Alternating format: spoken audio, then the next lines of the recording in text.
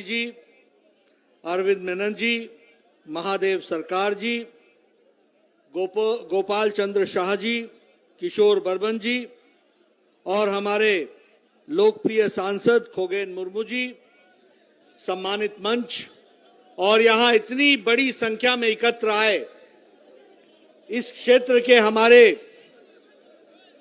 किसान भाई, हमारे फलों की खेती करने वाले, उपजाने वाले, ऐसे हमारे एग्रीकल्चर और हॉर्टिकल्चरिस्ट साथीगण, आज हम सब लोग यहाँ पर सहभोज के लिए ये जो कृषक सुरक्षा अभियान है, कृषक सुरक्षा अभियान में कृषक के साथ सहभोज, इस कार्यक्रम में आप शामिल हुए हैं और मैं भी कृषक सहभोज में आप सबके साथ इकट्ठा होकर के भोजन करूंगा। ये जो आपने मौका दिया है, इसके लिए कृषक सुरक्षा अभियान के आयोजकों का मैं धन्यवादी हूं और उनको मैं धन्यवाद देता हूं। मुझे याद है कि 10 जनवरी को कृषक सहयोग और सुरक्षा अभियान, इसकी शुरुआत मैंने की थी और हमने कहा था कि लगभग 40,000 ऐसे हमारे ग्राम सभा में ये कार्यक्रम होंगे। मुझे खुशी है कि आज 35 लाख किसान इस कृषक सुरक्षा अभियान से जुड़ गए हैं। उनको मैं बधाई देना चाहता हूं। मुझे खुशी है कि लगभग 33,000 ऐसे गांवों तक हम पहुंच पाए हैं और लगभग 30,000 हमारी ग्राम सभा, कृषक ग्राम सभा हो चुकी है। इस तरह के कृषक सहयोग सुरक्षा अभियान में कृषक सहभोज का कार्यक्रम हुआ है और आने वाले समय में हम 40,000 तक पहुंच जाएंगे। मित्रों, अगर मैं बात करूं तो पश्चिम बंगाल में ममता दीदी ने किसानों के साथ बहुत बड़ा अन्याय किया है, बहुत बड़ा अन्याय। प्रधानमंत्री जी ने किसान सम्मान निधि में एक साल में 2,000 की किश्त 3 बार, यानी 6,000 रुपए किसानों के सम्मान में, उनको दैनंदिन में खड़े होने में, उनको किसान की दृष्टि से बीज खरीदने में, अपनी मिट्टी को ठीक करने में और किसान अच्छे से खड़ा हो सके, इसके लिए सम्मान निधि देने का तय किया था। लेकिन ममता दी ने अपनी जिद में, अपने ईगो के कारण, अपने अभिमान के कारण मोदी जी के इस कार्यक्रम को बंगाल की धरती पर लागू नहीं होने दिया और इसके कारण हमारे बंगाल के 70 लाख से ज्यादा किसान वंचित रहे हैं और लगभग 14,000, क्योंकि 2 साल में 12,000 और ये जो पहली किश्त निकली तीसरे साल की, यानी 14,000 रुपए के सहयोग से वंचित रहा हमारा किसान। और आज जब बंगाल के किसानों में लगभग 25 लाख लोगों ने केंद्र सरकार को खुद अर्जी भेज दी, तो कहती हैं ममता जी की मैं भी प्रधानमंत्री किसान सम्मान निधि लागू करूंगी। ममता जी, चुनाव आ गए हैं, अब पछतावत होत क्या जब चिड़िया चुग गई खेत।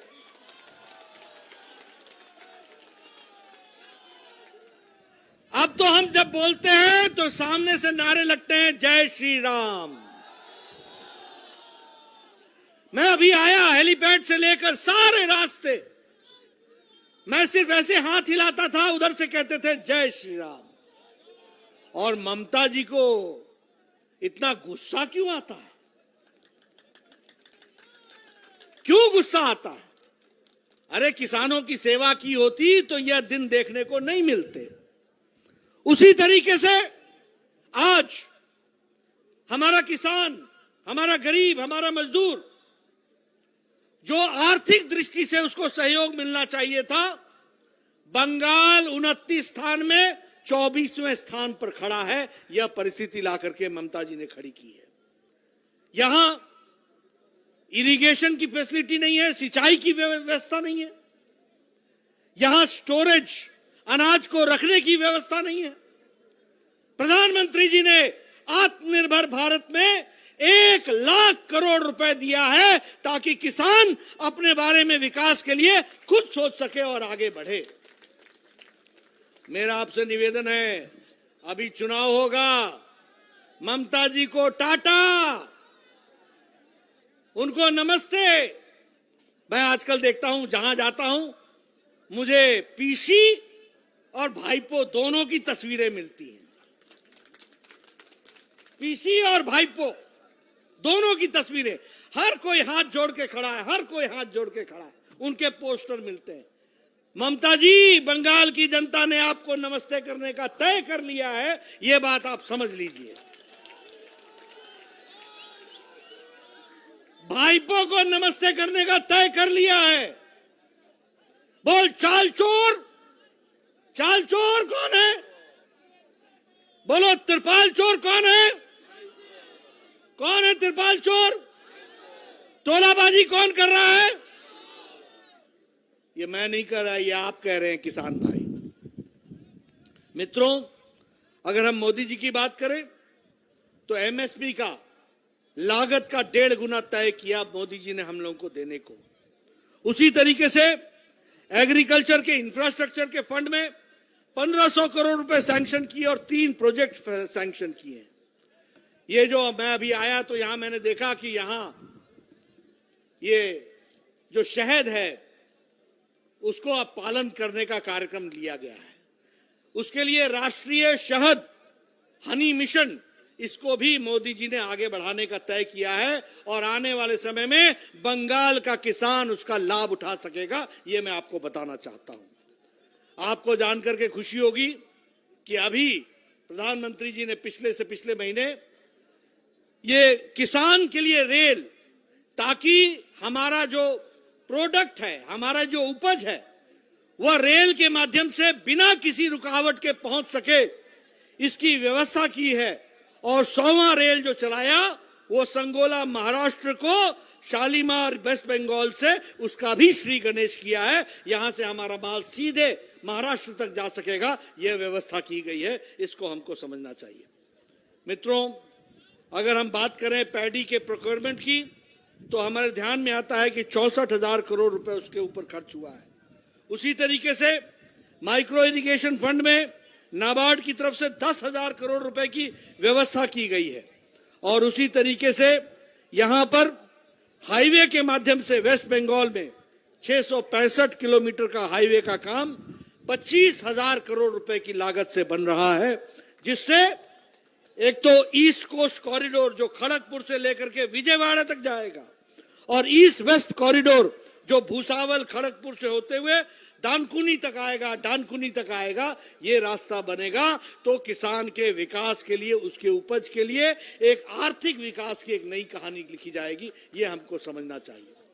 मित्रों, हम सब लोग अभी सहभोग में आपके साथ शामिल होंगे। मुझे मालूम है कि आप लोग सहभोज के लिए बैठ गए, मेरा इंतजार कर रहे हैं।